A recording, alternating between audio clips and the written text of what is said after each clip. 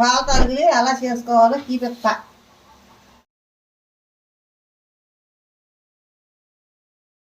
దీంతో 2 కప్పులు బీప్ కాగిన నీళ్ళు పిండిలో పోసుకోవాలి.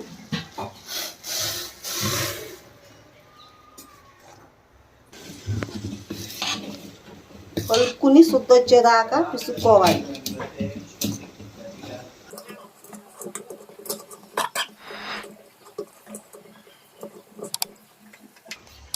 శుద్ధకొచ్చేదాకా కలుపుకుని చక్కగా ఒత్తుకోవాలి. వచ్చినాక మళ్ళీ నొక్కుకోవాలి.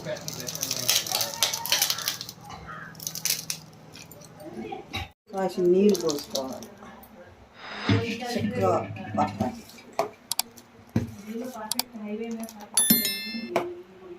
కాలం అరగిద్ది నేల నీళ్ళు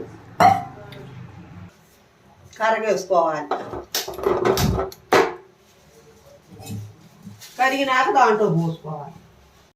కరగేసి వడపట్టుకుని పాల తాలికల్లో పోసుకోవాలి.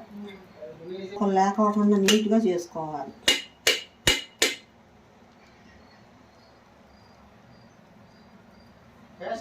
కాయలు దంచి గిన్నెలో పెట్టుకుని దాంట్లో వేసుకోవాలి.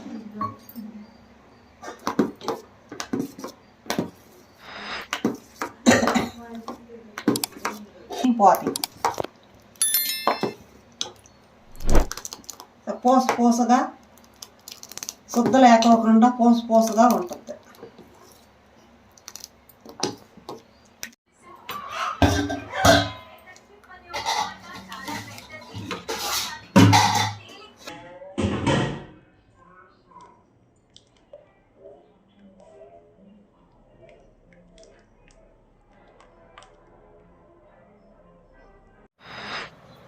అంతే.